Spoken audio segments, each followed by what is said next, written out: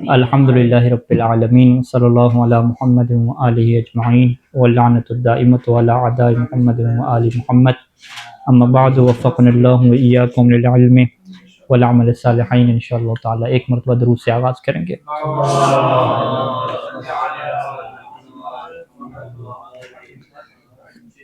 عبارت یہاں سے ہے کہ المدرسۃ المادیہ الطبیعیۃ المعاصرہ۔ یہاں پہ مصنف ہمیں تعارف کروا رہے ہیں کہ جو اللہ کو ثابت کرنے کے لیے اسکول آف تھاٹس ہمارے اندر موجود ہیں وہ کتنی کیٹیگری کے ہیں۔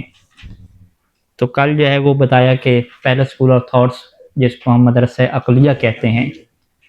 کہ جو خالص فلسفہ اور عقل کے اوپر بیس کرتا ہے، یونانی فلسفہ، رومی فلسفہ،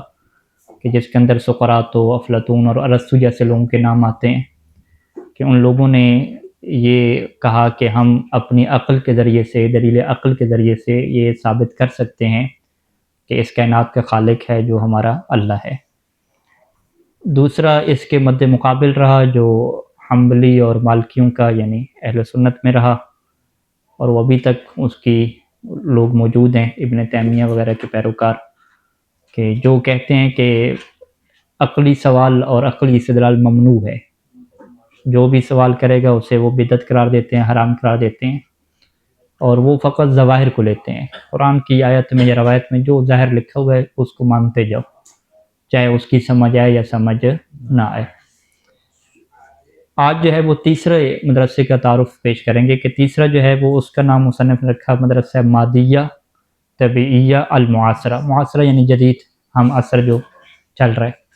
اور مادہ طبیعیہ کہ جس کا جو بیس کرتا ہے وہ یہی مادہ کے اوپر کرتا ہے، طبیعیہ یعنی نیچر کے اوپر کرتا ہے۔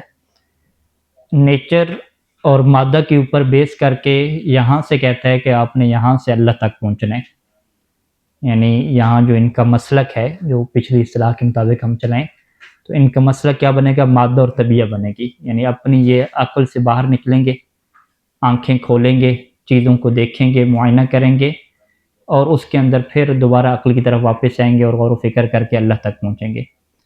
جبکہ مدرسہ عقلیہ کیا کہتا تھا؟ مدرسہ عقلیہ کہتا ہے کہ آپ کو چیزوں کو دیکھنے کی ضرورت ہی نہیں ہے، زمین و آسمان اور یہ کائنات، یہ جو سائنس ہے اور میڈیکل ہے، اس کو دیکھنے کی ضرورت ہی نہیں ہے۔ آپ ڈائریکٹ اپنی عقل کے اوپر سوچیں، آنکھیں بند کر کے سوچیں، تو آپ کے عقل کے اندر یہ پاور اور صلاحیت موجود ہے کہ وہ آپ کے لیے اللہ کو ثابت کر دے گی۔ جبکہ یہ والا جو مدرسہ ہے یہ کہتے ہیں نہیں، ہم اس طریقے سے نہیں کریں گے، ہمیں جو ہے وہ آنکھیں کھولنی پڑیں گی، ہمیں سائنس کے میدان میں، میڈیکل کے میدان میں، ہر جگہ پہ ہمیں جا کے تحقیق کرنی پڑے گی۔ وہیں سے پھر ہمارے لیے یہ بات واضح ہوگی کہ جب معلول اتنا پیچیدہ ہے اور اس کے اندر یہ آثار ہیں، تو پھر اس کا بنانے والا بھی یقیناً بہت بڑا قدرت والا ہے اور بہت بڑا شعور رکھنے والا ہے۔ اور یہ جو ہے وہ اس کے اوپر ان لوگوں کے اپنے دلائل بھی ہیں جو تفصیل سے آئیں گے، کہ وہ کہتے ہیں قرآن مجید کا بھی یہی انداز ہے، کہ وہ یہی کہتا ہے کہ دیکھو بھی تم اونٹ کو نہیں دیکھتے،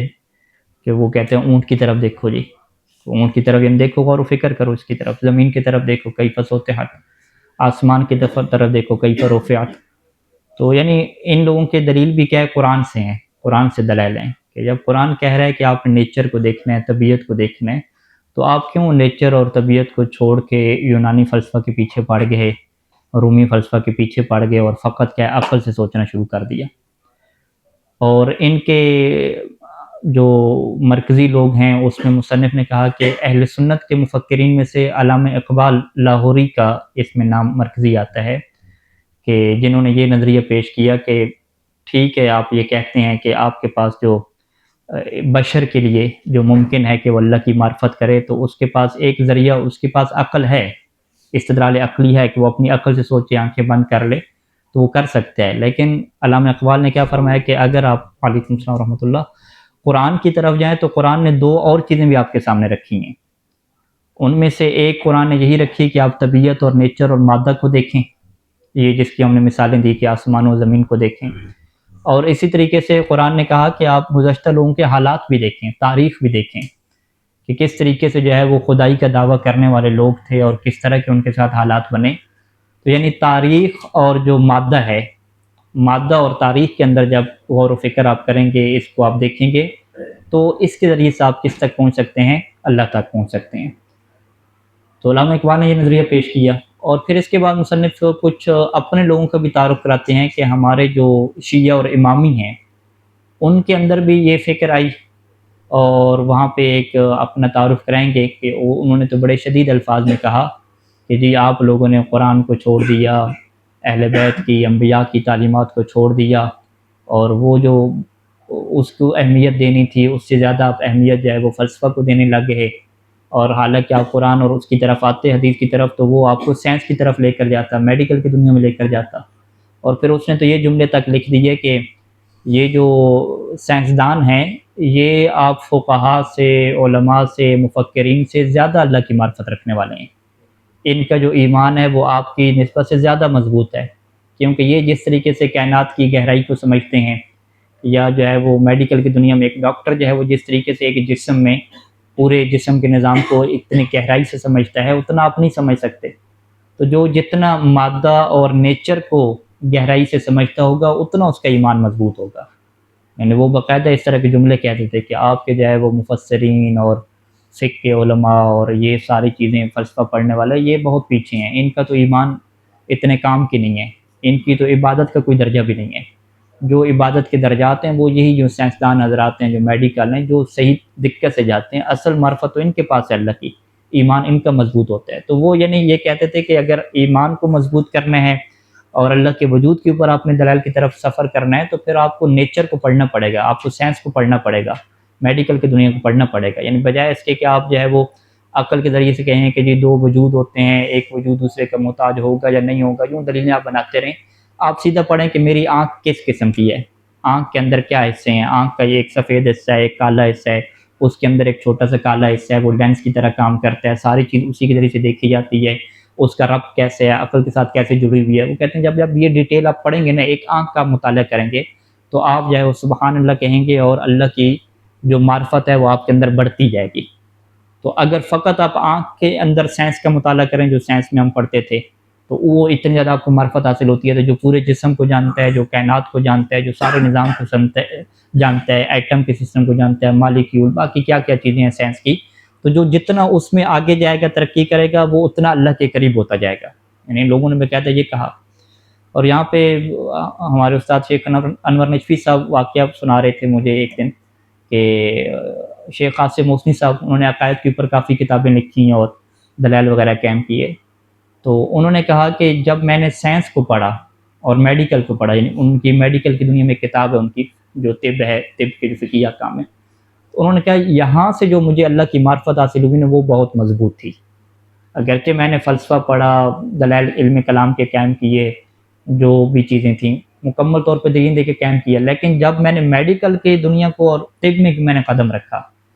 تو اس وقت پڑھنے کے بعد میرا جو ہے نا اللہ کے اوپر معرفت اور یقین اور زیادہ کیا ہو گیا، مضبوط ہو گیا۔ تو یعنی یہ اس طرح کے جو ابھی مثال آپ کو ہم نے دی، یہ اس طرح کی ہمارے یہاں بھی مثالیں موجود ہیں، یعنی ہمارے علماء اور فقہاء اور یہ بھی سارے ایک رجحان یہ رکھتے ہیں کہ آپ جو ہے وہ یہ جو چیزیں نئی نئی آ رہی ہیں کائنات کے بارے میں، جو سرچ ہو رہی ہے، ریسرچ ہو رہی ہے، انسان جسم کے بارے میں ریسرچ ہو رہی ہے، آپ اس کو زیادہ پڑھیں، اس کے زیادہ مطالعہ کریں، تو جتنا آپ کے پاس علم طب ہوگا، جتنا آپ کے پاس سائنس کا علم ہوگا، اتنی آپ کے پاس کیا ہوگی، معرفت زیادہ ہوگی۔ تو یہ علامہ اقبال نے بھی یہی نظریہ دیا، علامہ اقبال کے بعد اور مفکرین اور بہت سارے مفکرین یہ نظریہ دے رہے ہیں۔ تو مصنف اس کے اوپر تبصرہ کریں گے بعد میں جب وہ دلائل کی باری آئے گی، اور اس میں جو ہے وہ باقاعدہ مصنف کہیں گے کہ یہ ان لوگوں میں کچھ لوگ بہت آگے بھی نکلے، یعنی انہوں نے باقاعدہ جو فلسفے کے دلائل وغیرہ ان کو رد کرنا بھی شروع کیا، اور کہا کہ بھی اس سے آپ کیا ثابت کرتے ہو، اس سے کچھ بھی کیا ثابت نہیں ہوتا، سارے کا سارا جو ایمان پڑا ہے اور سارے کا سارا جو یقین کامل ہے وہ اسی سائنس میں ہے، اسی میڈیکل کی دنیا میں، آپ یہاں سے آپ پڑھیں تو یہاں پہ آپ کیا پہنچیں گے، اللہ تک پہنچیں گے۔ تو یہ آپ پھر دیکھیں کہ کس طرح کے جو ہے وہ لوگ ہیں اور کس طرح کی ان کی سوچیں ہیں، سارے پہنچ رہے ہیں اللہ تک پہنچ رہے ہیں، سب اللہ تک پہنچنا چاہ رہے ہیں، لیکن جو جس کیٹیگری کو پسند کرتا ہے اور جو اسے اطمینان دلاتی ہے وہ اسی کو اختیار کر رہے ہیں۔ یعنی ایک ارسطو اور افلاطون لوگوں کا نظریہ ہے کہ جو کہتے ہیں کہ ہماری عقل کے اندر یہ صلاحیت ہے کہ وہ ماورا چیزوں کو، مادہ سے جو ماورا چیزیں ہیں ان کو سمجھ سکے، اسی کو پہچان سکے، اور یہ لوگ کہتے ہیں نہیں، عقل کے اندر یہ ایبلٹی نہیں ہے، ہمیں نیچر کو دیکھ کے کیا ہے چیزوں تک پہنچنا پڑے گا۔ اور کچھ لوگ کیا کہتے ہیں کہ نہیں، ہم فقط قرآن کے ظواہر تک رہیں گے، اور ایک اور مبنی بھی بیان کریں گے، وہ تو باقاعدہ دل کی اور نیچر کی بات کرتے ہیں، انسانی فطرت کی بات کرتے ہیں، شہود کی بات کرتے ہیں۔ تو یعنی یہ مختلف لوگ ہیں اور سب کا مقصد اللہ تک پہنچنا ہے، اور کیونکہ اللہ نے ہر انسان کو مختلف قسم کی صلاحیت دی ہے تو ہر انسان اپنے مختلف طریقے سے سوچتا ہے۔ اب ہو سکتا ہے کسی کا سوچنا جو ہے وہ دوسرے کے مطابق زیادہ بہتر نہ ہو، اور دوسرے کے مطابق پہلے کا سوچنا زیادہ بہتر نہ ہو۔ یہ مصنف کہتے ہیں یہ نظام چلتا رہے گا، اور یہ اللہ تعالیٰ کی ایک طرح کی آپ کہتے ہیں قدرت کی نشانی ہے کہ ہر کوئی جو ہے وہ اللہ کو ثابت کرنا چاہتا ہے، اور ہر کسی کا جو ذہنی سطح ہے اور جو استدلال کی سطح ہے وہ دوسرے سے کیا بالکل ڈیفرنٹ جا رہی ہے، بالکل الگ جا رہی ہے۔ اچھا، یہ سارا کیا اس کا خلاصہ ہے، اور عبارت یہاں پہ طویل ہے تھوڑی، تو ہم آج کوشش کریں گے کہ یہ ساری عبارت کیا ختم کر دیں، تاکہ یہ جو تیسرا جو اسکول آف تھاٹس ہے اس کا مکمل تعارف کیا ہے ہمارے سامنے آ جائے۔ اچھا جی، المدرسۃ المادیہ الطبیہ المعاصرہ، یہ تیسرا کیا ہو گیا ہمارے پاس مدرسہ ہو گیا۔ یا اعتقد بعض اتباع النزعۃ المادیہ، نزع رجحان کے معنی میں کہ بعض لوگ جو نزع مادیہ طبیعہ کا رجحان رکھتے ہیں اس کے ماننے والے ہیں، کہ جو مادی اور طبعی رجحان ہے اس کے ماننے والے ہیں، ان کا کیا سمجھنا ہے، ان کا کیا یقین ہے کہ ان اصول علم اللاہوت الحقیقی، کہ علم لاہوت کے جو حقیقی اصول ہیں، لابد ان تتقوم، ضروری ہے کہ ان کی جو بیس بنے، بنیاد بنے،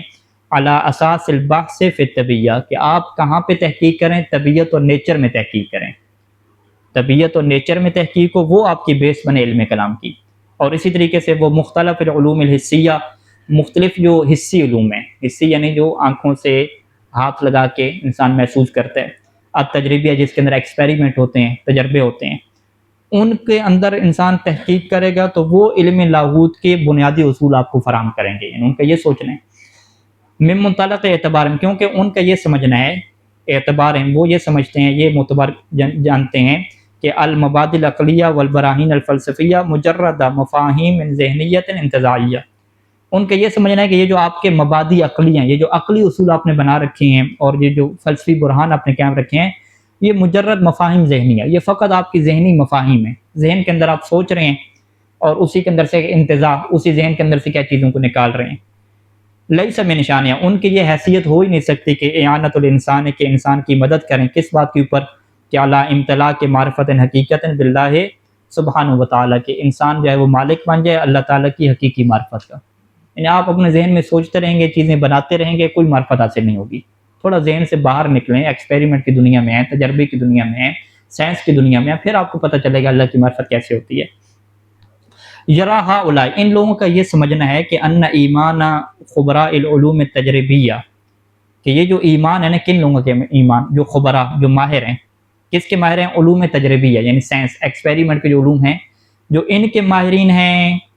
ان کا جو ایمان ہے کس کے سبب سے، بے اسرار الکون، کیونکہ یہ کائنات کے اسرار کو جانتے ہیں، وہ نظم ہی الدقیق، اور کائنات کو جو نظم و ضابطہ ہے وہ دقیق طریقے سے جانتے ہیں، تو اس سبب سے جو ان کا ایمان ہے، ان ایمان خبراء العلوم اقوا، ان کا ایمان زیادہ مضبوط ہے، کن کی نسبت سے، من ایمان الفقہاء والفلاسفہ، فلاسفہ اور فقہاء کی نسبت سے یہ جو سائنسدان حضرات ہیں یہ زیادہ ان کا ایمان کیا مضبوط ہے۔ وقد انعکس هذا التوجہ الفکری فی اثن الراہن بین بعض العلماء المسلمین، اور یہ جو فکری توجہ ہے، یہ جو ایک سوچ کا انداز ہے، اس کی جو ہے وہ ہمیں ایک جھلک ملتی ہے فی اثن الراہن، موجودہ زمانے میں، ابھی کے زمانے میں 2025 کے زمانے میں ہمیں اس کی جھلک ملتی ہے، بین بعض العلماء المسلمین، بعض جو مسلمانوں کے علماء ہیں ان کے درمیان کیا باقاعدہ یہ آپ کو ایک فکر اور یہ سوچ ایسی ملے گی۔ من امثال سید قطب، سید قطب کا نام آتا ہے، محمد فرید کا نام آتا ہے، طنطاوی اور وغیرہ، ممن تاثر بالفکر المادی المعاصر، کے جو مادی اور معاصر فکر جو چل رہی ہے، یعنی سائنس کی ترقی کی، میڈیکل کی ترقی کی جو سوچ چل رہی ہے، اس سے یہ لوگ متاثر ہوتے ہیں، یعنی جو آپ سیدھا سیدھا کہہ دیں جو سائنس سے زیادہ متاثر ہیں، جو سائنس سے زیادہ متاثر ہوتے ہیں مسلمان، ان کی یہ پھر سوچ چل رہی ہے، تو وہ کیا کہتے ہیں، ٹھیک ہے جی سائنس میں آپ کام کرو، اسی سے ہم اللہ ثابت کریں گے۔ ومن جملۃ العلماء المسلمین المعاصرین، اور وہ علماء کے جو مسلمان ہیں اور ہماری اسی صدی کے ہیں، یعنی کہ کوئی پرانی صدیوں کے ہوں، الذین تبنوا هذه النظریات الفکریہ، کہ جنہوں نے باقاعدہ اس فکری رجحان کی بنا رکھی، اسی کو اپنایا، وہ کون ہے، اقبال اللاہوری، علامہ اقبال ہیں، الذی یعد احد مفکری اہل سنت، کہ جن کو شمار کیا جاتا ہے کہ اہل سنت کے مفکرین میں سے ایک ہیں، المتاثرین، کے جو متاثر ہو گئے بالفلسفۃ المادیۃ الغربیہ، یہ جو مادی فلسفہ اور غربی جو سائنس ہے یہ جو میڈیکل اور طب ہے، اس فلسفے سے یہ لوگ کیا ہوئے، متاثر ہو گئے. ہے تو قیدہ، کیونکہ انہوں نے کیا کیا، مقید کر دیا کہ مصادر المعرفت البشریہ بثلاثت مبادئ اساسیہ، کہ یہ جو انسانی معرفت کے مصادر ہیں، معرفت بشریہ کے جو ذرائع ہیں، ان کو انہوں نے مقید کیا بثلاثت مبادئ اساسیہ، بنیادی طور پہ 3 جو ہے وہ اصولوں میں مقید کیا. اس میں سے سب سے پہلے تجربہ باطنی ہے. تجربہ باطنی ہم نے کہا تھا کہ یہ انسان جب پریشان ہوتا ہے، انسان جب مشکل میں پھنس جاتا ہے تو اس کے اندر سے جو آواز آتی ہے، اس طرح کے تجربات جو انسان کو ہوتے ہیں، ان تجربوں سے جب انسان گزرتا ہے تو اللہ کی طرف متوجہ ہوتا ہے. یعنی انہوں نے کہا کہ یہ تجربہ باطنی ہے، انسان کے پاس ایک مصدر ہے، اس کے ذریعے سے وہ اللہ تک پہنچے گا. دوسرا کیا ہے، مصدر تاریخ ہے، تاریخ کو پڑھے گا. تیسرا کیا ہے، عالم الطبیعہ، یہ جو نیچر ہے، نیچر کے جو عالم ہے، یہ خود کیا ہے، ایک مصدر ہے، باقاعدہ ایک سبب ہے کہ اس کے ذریعے سے انسان اللہ تک پہنچے گا. وعلی ھذا الاساس شدد بذر سنقات، اور اسی بنیاد کے اوپر انہوں نے بذر سنقات، یعنی یقینی طور پہ، پختہ طور پہ انہوں نے شدت کی کس بات کے اوپر، کہ علی بطلان الفلسفہ، کہ یہ جو آپ فلسفہ پڑھ رہے ہیں یہ باطل ہے، یہ اللہ کو ثابت نہیں کرے گا. بنمطیھا، دونوں جو آپ نے طریقے بنائے ہوئے ہیں فلسفہ کے، چاہے وہ اغریقی یعنی چاہے وہ یونانی فلسفہ ہو، یا والاسلامی، یا یہ جو آپ نے اسلامی بنا دیا حکمت مطالعہ، دونوں کے دونوں یہ باطل ہیں. فعارضھا، پس انہوں نے اس فلسفہ کے مقابلے میں آگے ہے، بزعم، یہ سوچتے ہوئے کہ انہا ترتکز علی مبادئ عقلیہ انتزاعیہ محضہ، کہ یہ جو آپ کا فلسفہ ہے، یونانی ہو یا اسلامی ہو، یہ مرکوز ہوتا ہے کس کے اوپر، ان عقلی اصولوں کے اوپر کہ جو انتزاعیہ محض ہے، جو فقط عقل سے نکلتے ہیں محض طور پہ، جن کا تعلق جو ہے وہ باہر کی دنیا سے نہیں ہے. وَتَجْعَلُ الْإِنسَانَ فِي غَفْلَةٍ عَنِ الْقَضَايَا الْمَحْسُوسَةِ، اور یہ جو آپ کے فلسفی اصول ہیں، یہ انسان کو غفلت میں ڈال دیتے ہیں کہ اسے وہ قضایا اور وہ حالات جو محسوس انسان کر سکتا ہے، جو دیکھ سکتا ہے، اس سے اسے کیا کر دیتے ہیں، غفلت میں ڈال دیتے ہیں. یعنی اس انسان نے کبھی پھر سورج کے بارے میں تحقیق نہیں کرنی، چاند کے بارے میں تحقیق نہیں کرنی، انسانی باڈی کے بارے میں تحقیق نہیں کرنی، اس سے مکمل غافل ہے. یعنی جو چیزیں یہ محسوس کر سکتا تھا، دیکھ سکتا تھا، اس کو اس نے چھوڑ دیا اور کدھر پڑ گیا، فلسفہ کے پیچھے پڑ گیا. ہے سقال، علامہ اقبال کے کیا جملے ہیں کہ ان تجربۃ الباطنیہ ہی المصدر الوحید للمعرفۃ البشریہ، کہ پہلے نمبر پہ تو ہم یہ کہتے ہیں کہ جو باطنی تجربہ ہے، جب انسان کے اندر سے کیا آواز ایک نکلتی ہے، تو وہ جب انسان کو ایسا ایکسپیریمنٹ ہوتا ہے دنیا میں، کسی موڑ پہ اسے کوئی چوٹ لگتی ہے، حالات ایسے بنتے ہیں، تو اندر سے اسے کیا ہے، پھر خدا یاد آتا ہے. تو یہ جو تجربہ باطنی ہے، یہ وہ واحد مصدر بنتا ہے معرفت بشری کا، ٹھیک ہے، لیکن جو اس تجربے سے گزرے. وحسب المدلول القرآنی، اور قرآن کے مدلول کے مطابق، یعنی قرآن جس معنی کے اوپر دلالت کرتا ہے، اگر وہاں پہ آپ جائیں اور دیکھیں تو ہناک مصدران آخران لحاظ المعرفہ، وہاں پہ آپ کو ایک اور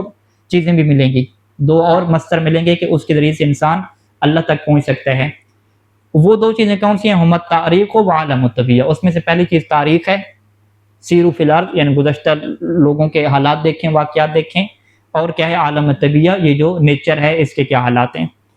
ومن خلال البحث فی هذین المصدرین، اور اگر انسان تحقیق کرے انہی دو چیزوں میں، تاریخ کے اوپر اور عالم طبیعت میں تحقیق کرے، تو تتضح روح الاسلام بافضل وجہ، تو اس کے لیے جو اسلام کی روح ہے وہ بڑے واضح طریقے سے اور بہترین طریقے سے کیا ہوگی، واضح ہوگی. تو لہٰذا انسان کو تاریخ کی طرف بھی آنا پڑے گا، سائنس کی طرف بھی کیا، ترقی کی طرف آنا پڑے گا. وَأَكَّدَ، اور انہوں نے تاکید کی، یعنی علامہ اقبال نے تاکید کی کہ علی عدم وجود تناسق بین الاسلام والفلسفہ، کہ اسلام اور فلسفہ کے درمیان کوئی تناسق، یعنی کوئی آپ کہیں کہ کوئی جوڑ بنتی نہیں ہے، ٹھیک ہے، اسلام اور فلسفہ کے درمیان کوئی جوڑ نہیں ہے.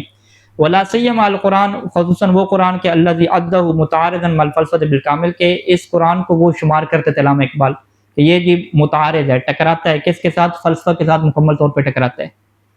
فقالا، اور علامہ اقبال کے کیا جملے ہیں کہ ان روح القرآن الکریم، کہ یہ جو قرآن کریم کی روح ہے، تتعارض مع تعلیم الاغریقیہ، یہ جو یونانی تعلیمات آ رہی ہیں، یہ ان سے مکمل طور پہ کیا متعارض ہے. فہی تتمحور حول القضایا العینیہ، قرآن کس کو محور بناتا ہے، قضایا عینیہ، وہ قضایا جو عینیہ، جو خارج میں ہیں، جس سے آپ دیکھ سکتے ہیں، خارج میں ہیں، ان کو قرآن محور بناتا ہے کہ یہ اونٹ کو دیکھو، آسمان کو دیکھو، زمین کو دیکھو، یہ قرآن باتیں کرتا ہے. فی حین ان الفلسفۃ الاغریقیہ، جبکہ جو آپ کا یونانی فلسفہ ہے وہ کیا کرتا ہے، تتطرق الی القضایا النظریہ، وہ فقط ان قضایا کی طرف جاتا ہے جو غور و فکر والے ہیں، نظریہ غور و فکر والے ہیں، ٹھیک ہے، فقط عقل کے اندر غور و فکر کریں. فی عین تجاہلھا للحقائق العینیہ، یعنی وہ غور و فکر تو کریں گے لیکن اسی صورت میں عین تجاہلھا، وہ مکمل طور پہ جاہل ہوں گے کس چیز سے، حقائق عینیہ، کہ خارج میں کیا ہو رہا ہے، کیا تحقیقات ہو رہی ہیں، ان سے وہ جاہل رہیں گے. بس وہ اپنے حجرے میں بیٹھے ہیں، اپنی جگہ پہ بیٹھے ہیں اور عقل کے ذریعے سے کیا چیزوں کو سوچ رہے ہیں اور بنا رہے ہیں۔ وعلی ھذا الاساس نہا منحا مادیا تجربین، اور اسی بنیاد کے اوپر علامہ اقبال کس رستے کے اوپر چلے؟ مادی اور ایکسپیریمنٹ جو تجربے کا رستہ ہے اس کے اوپر چلے۔ فی تفسیر القرآن الکریم و علم لاہوت، یعنی قرآن کریم کے تفسیر میں انہوں نے یہ نظریہ اپنایا، اور علم لاہوت جو علم کلام بننا اس کی بیس پہ انہوں نے یہ اقرار دیا کہ اس کی بیس میں بھی آپ کو کیا کرنا پڑے گا؟ سائنس کو پڑھنا پڑے گا۔ یعنی علامہ اقبال کی فکر کے مطابق اگر آپ علم کلام پڑھیں گے تو وہاں پہ آپ سائنس پڑھ رہے ہوں گے، بہت زیادہ میڈیکل کیئر پڑھ رہے ہوں گے۔ ومن جملۃ اقوالی، اور علامہ اقبال کے اقوال میں سے یہ قول بھی ہے کہ یرى القرآن الکریم ان انفس البشر وآفاق العالم ہی مصادر العلم والمعرفہ، کہ قرآن کریم کا کیا دیکھنا ہے، قرآن مجید کا کیا سمجھنا ہے؟ قرآن مجید کا یہ سمجھنا ہے کہ انسانی بشر کے جو نفس ہیں نا، یہ جو لوگ ہیں، خود یہ لوگ ہو گئے، وآفاق العالم یہ دنیا کے آفاق ہیں، یہ جو دنیا کے اندر زمین ہے، آسمان ہے، سورج ہیں، ہی مصادر العلم والمعرفہ، یہ جو ہے وہ علم اور معرفت کے مصادر ہیں۔ کما ان اللہ سبحانہ، جیسے کہ اللہ تعالیٰ نے یجعل علامات وجود ہی تتجلی فی التجربہ، کہ اللہ نے بھی کیا اپنے وجود کی علامات کو کس میں قرار دیا؟ ان چیزوں میں قرار دیا کہ جو تجربہ کے اندر کیا ہے آپ کو ظاہر ہوتی ہیں۔ سواء کانت باطنیت نہ خارجی، اب یہ تجربہ چاہے آپ کو باطنی طور پہ ہو، کوئی چوٹ لگے دل کے اوپر تو آپ کو ایک تجربہ ہوتا ہے، یا یہ خارج طور پہ ہو، خارج طور پہ کوئی چیز آپ بنائیں اور دیکھیں کہ اس کے اندر کیا کیا جو ہے وہ ایفیکٹ ہے اور کیا کیا نیچر کے قوانین ہیں۔ فلذا فإن واجب الانسان ہوا، پس لہذا انسان کے اوپر کیا واجب ہے کہ ہوا امتلاک و معرفت، کہ وہ ایک ایسی معرفت کا مالک بنے تو مکن ہو کہ جو اسے قادر بنا دے کہ من تقییم جمیع جوانب التجربیہ، کہ جتنی بھی جو تجربہ کی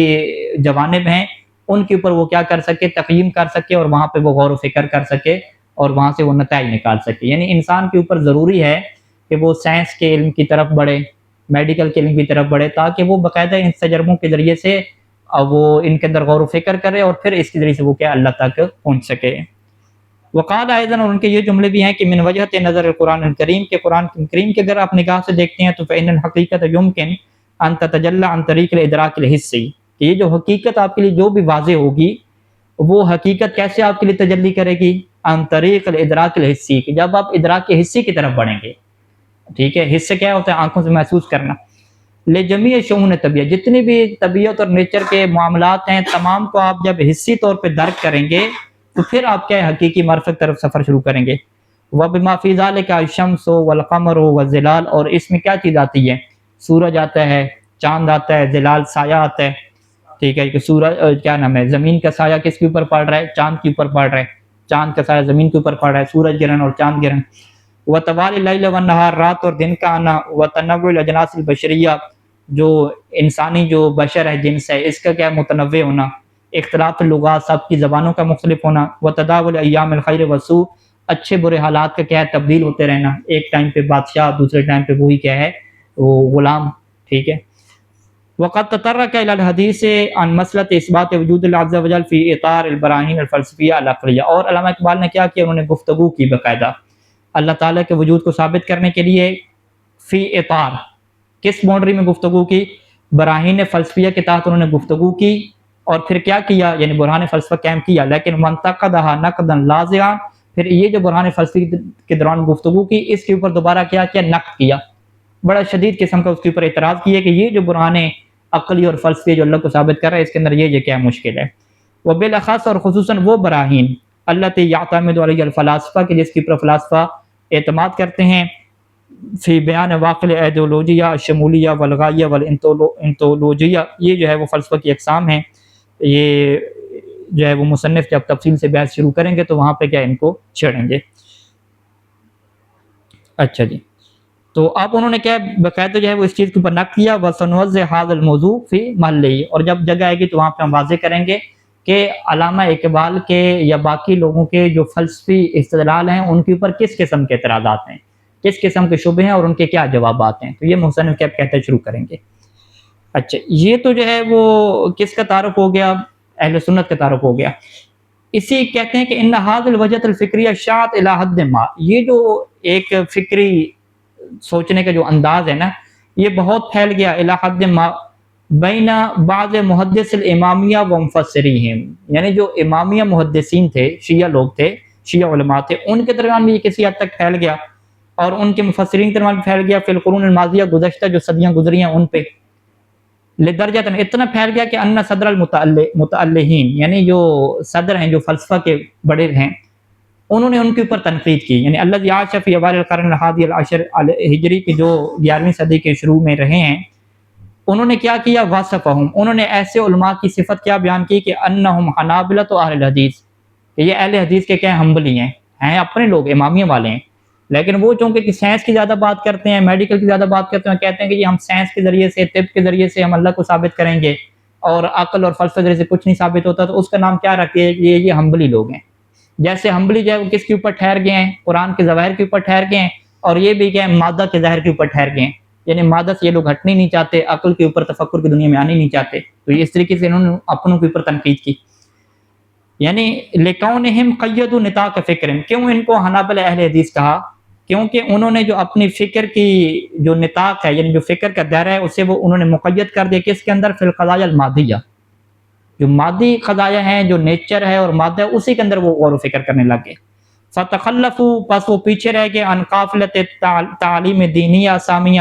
جو دین کی تعلیم کے یعنی دین کی بلند تعلیمات کا، اسامیہ بلند، جو دین کی بلند تعلیمات کا قافلہ ہے، اس سے وہ پیچھے رہ گئے۔ ومن ثم، اور اسی وجہ سے ابتعدوا، وہ دور ہو گئے، عن الروح المعنویہ، جو معنوی روح ہے اس سے دور ہو گئے۔ یعنی ظاہری بات ہے جو سائنس اور نیچر پڑھتا رہے گا تو وہ بہت کم ایسا ہے کہ وہ معنوی روحانی طور پہ آگے بڑھے، وہ پھر مادی بن جاتا ہے، وہ مادی دنیا میں کیا ہے رہ جاتا ہے۔ تو ان لوگوں نے کیا ہے، ملا صدر نے ان کے اوپر یہی تنقید کی کہ یہ لوگ جو ہے پھر معنوی ترقی کی طرف نہیں بڑھ سکتے، یہ اسی کے اندر مقید ہو کے رہ گئے ہیں، بس سائنس یہ کرتے رہتے ہیں، اور جو معنوی تفکر ہے اور عقل کے اوپر زور دینا ہے اور عقل کی چیزوں کو سوچنا ہے، اس کے انہوں نے کیا ہے چھوڑ دیا۔ اچھا، وبعد ان اطلع العلماء المسلمون علی مختلف العلوم التجربیہ، اور پھر ہوا کیا کہ جب مسلمان جو علماء تھے، یعنی مسلمان سائنسدان، جب انہوں نے جو ہے وہ مختلف تجرباتی علوم کو حاصل کر لیا، اطلاع ان کی حاصل کی، وتعرفوا علی مبادئ فلسفۃ المادیہ الغربیہ فی العقود المنصرمہ، اور انہوں نے معرفت حاصل کر لی کہ یہ جو فلسفہ مادی ہے، یعنی مادی فلسفہ جس میں سائنس وغیرہ کے اوپر فوکس کیا جاتا ہے، یہ جو مادی اور غربی فلسفہ ہے، جب اس کے اوپر انہوں نے معرفت حاصل کر دی تو تزاید هذه النزاع، تو یہ پھر رجحان کیا ہے، مزید کیا ہو گیا، مزید بڑھ گیا، لدا بعض لوگوں کے ہم، وتشہد بحلۃ جدیدہ، اور اس نے کیا ہے کہ نئی پوشاک پہن لی۔ المفکر الایرانی مہدی بازرگان، ایک ایرانی مفکر ہے جس کا نام مہدی رکھا ہے، یعنی شیعہ ہے، وہ احد الشخصیات الاسلامیہ، کہ وہ اسلامی شخصیات میں سے وہ ایک ہے کہ التی سارت فی رکب اقبال لاہوری، کہ جو اقبال لاہوری کا جو رکب اور قافلہ تھا اس کے ساتھ کیا یہ ملحق ہو گیا ہے، سو اتخذ موقفا صارما، کہ اس نے بڑا کیا سخت موقف اپنایا، تجاہ فلسفہ کے مقابلے میں بڑا سخت کیا زبان اس نے استعمال کی، معتبراً ان المسلمین، اور اس نے یہ شمار کیا کہ یہ جو مسلمان ہیں، قد اہتموا بہا اکثر مما تستحق، کہ یہ فلسفہ کو بہت زیادہ اہتمام دے رہے ہیں جتنا وہ اس کا حق نہیں بنتا، اکثر مما تستحق، یعنی فلسفہ کا اتنا حق نہیں بنتا، اور یہ جو مسلمان فلاسفر ہیں یہ اس کو بڑا کیا سر پہ چڑھا رہے ہیں۔ فقد عرف عنہ قولہ، اور ان کے متعلق ان کا یہ جملہ مشہور جانا جاتا ہے، معروف ہے کہ وہ یہ جملہ جو ہے بولتے تھے کہ ان المسلمین، کہ یہ جو مسلمان ہیں، قد منحوا نظریات الفلاسفہ الروحانیین الاغریق، کہ انہوں نے کیا کیا، منحوا دے دیا، عطا کر دیا، جو فلاسفہ کے نظریات ہیں، جو روحانی اور اغریق یعنی کہ جو یونانی فلسفہ کے جو نظریات ہیں، اس کو انہوں نے دے دیا منزلتاً، ایک ایسی منزل دے دیا کہ اکثر مما تستحق کو، کہ جو منزل ان کی بنتی نہیں تھی اس سے زیادہ ان کو مقام دے دیا، مقارنتاً، جبکہ اگر تقارن کیا جائے، تقابل کیا جائے، ما اہتمام بکتب الانبیاء، کہ انہوں نے انبیاء کی کتب اور اللہ تعالیٰ کی آیات کو کتنا اہتمام دیا، یعنی قرآن و حدیث کو انہوں نے تھوڑا اہتمام دیا اور سارا اہتمام کیا ہے وہی فلسفہ کو دینے لگ گئے۔ اذ اعتبروا معتقداتهم بدیہۃ ومحکمہ، کیونکہ یہ مسلمان سمجھتے ہیں کہ یہ جو فلسفیوں کے معتقدات ہیں نا، یہ بڑے بدیہی ہیں اور محکم ہیں، یہ بڑی مضبوط بنیادوں کے اوپر کھڑے ہوئے ہیں۔ فقیدوا انفسهم، پس انہوں نے اپنے آپ کو مقید کر لیا، بقیود تقلید، یہی تقلید گویا کہ ان کی کر لی، والتعصب علمی، اور علمی تعصب کا شکار ہو گئے، طوال قرون مدیدہ، اور کیا ہے یہی کیا حالات ان کے چلتے آ رہے ہیں، اور یہ فلسفہ کر رہے ہیں اور انہی کی باتوں کو کیا ہے آخری سمجھ رہے ہیں۔ وقد اکد، اور انہوں نے تاکید کی کہ علی ان القرآن الکریم سلط الضوء بشکل اساسی، کہ قرآن نے کیا ہے وہ بنیادی طور پہ جو روشنی ڈالی ہے وہ علی الطبیعت ہے، کہ قرآن نے بھی کیا ہے طبیعت کے اوپر روشنی ڈالی ہے، کہ نیچر کے اوپر غور و فکر کرو، فی مجال علم لاہوت، کہ علم لاہوت اگر علم کلام آپ نے بنانا ہے تو اس میں قرآن مجید جس چیز کے اوپر روشنی ڈالتا ہے وہ کیا ہے طبیعت اور نیچر ہے۔ ودع، اور انہوں نے یہ دعویٰ کیا کہ ان علماء المسلمین قد غفلوا عن هذا الحقیقہ، کہ جو علماء مسلمین ہیں، علم کلام والے ہیں، وہ اس حقیقت سے غافل ہو گئے، جو قرآن انہیں دعوت دے دیا اس کے انہوں نے چھوڑ دیا۔ فقال، اور ان کا یہ جملہ تھا کہ لقد حظى علماء الفقہ والمفسرون حظو الفلاسفۃ الاغریق، کہ یہ جو فقہ کے علماء تھے اور جو ہمارے مفسرین تھے، یہ کس کے قدم پہ چلے؟ جو فلاسفہ اغریق، جو یونانی فلسفہ تھا، ان کے قدم پہ چلے۔ وتمسکوا بالطبیعۃ ایما تمسکنا، اور انہوں نے فلسفہ طبیعت کو ساتھ کیا ہے بڑے گہرے طریقے سے پکڑ لیا۔ وہم فی ھذا الصدد، اور اسی دوران انہوں نے کیا کیا؟ خالفوا النہج المتعارف، انہوں نے وہ جو ایک متعارف اور مشہور نہج تھا اس کی انہوں نے کیا مخالفت کر دی۔ کس کے درمیان مشہور تھا؟ بین ارباب علم الکلام، یعنی علم کلام کے درمیان جو مشہور ایک نہج تھا کہ وہ قرآن کے مطابق طبیعت اور نیچر کے اوپر جاتے تھے، اس کا کیا انہوں نے مخالفت کر دی۔ والذی دام الاکثر من 100 عام من قرآن، علم کلام کا یہ جو نہج تھا یہ 100 سالوں سے زیادہ چلتا آ رہا تھا، لیکن یہ علماء ہے اور انہوں نے علم کلام کے اندر کس کو ڈال دیا؟ فلسفہ کو ڈال دیا۔ کما جرا، جیسے کہ اس کا یہ سمجھنا تھا، یعنی اسی ایرانی جو مادی ہے وہ یہ سمجھتا ہے کہ ان قدرت العلماء المادیین، کہ جو مادی علماء ہیں نا، مادی علماء یعنی جو سائنسدان ہو گئے، ان کی جو قدرت ہے اللہ معرفت اللہ تعالیٰ، اللہ کی معرفت و صفات ثبوتی، اور اللہ کی صفات ثبوتی کی جو معرفت ہے، تفوق و قدرت معظم الفقہاء، یہ بڑے بڑے جو فقہاء ہیں نا ان کی قدرت سے بھی بڑھ کے ہے۔ وہ اساتذۃ علوم نظریہ، اور آپ جو علوم نظریہ کے، علوم فلسفہ کے جو استاد ہیں، استادوں سے بھی بڑھ کر کون ہیں؟ یہ سائنسدان حضرات ہیں، ان کی جو ہے اللہ کی معرفت زیادہ ہے۔ اذ قال، یعنی اس کے یہ جملے ہیں کہ تطور العلوم الطبیعیہ لم یقتصر فقط علی ترسیخ عقیدت توحید لدى عالم الطبیعیات، کہ علوم طبیعہ کے اندر جو ترقی ہو رہی ہے، یعنی سائنس کے اندر جو ترقی ہو رہی ہے،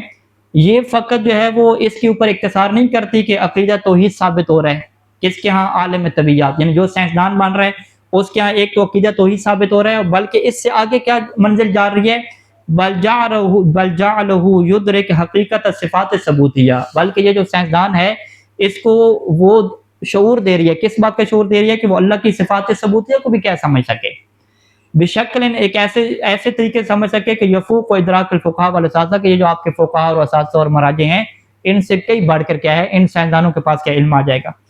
اس کی وجہ کیا ہے کہ لأن علماء طبیعہ کے یہ جو نیچر کے علماء ہوتے ہیں، طبیعت کے جو علماء ہوتے ہیں،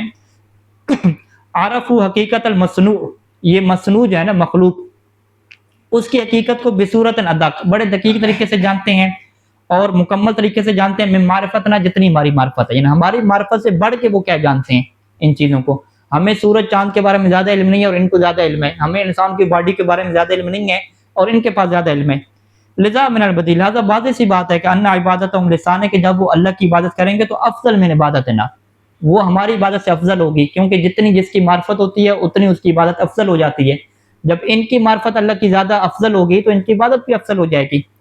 وَتَقَرُّبُهُمْ لَهُ أَكْثَرُ مِنْ تَقَرُّبِنَا، اور یہ جتنے اللہ کے قریب ہوتے ہیں یہ ہم سے زیادہ کیا ہوں گے؟ اللہ کے قریب ہوں گے۔ یعنی اس سے آپ کیا کہتے ہیں کہ ہمارے علماء سائنس سے اتنے متاثر ہوئے کہ سائنسدانوں کو ولی اللہ ماننے لگ گئے، کہ اصل جو ہے نا وہ جو اللہ کے قریب ہیں یہ لوگ ہیں، اولیاء اللہ تو اصل یہ لوگ ہیں۔ وصلی اللہ علی محمد وآلہ اجمعین۔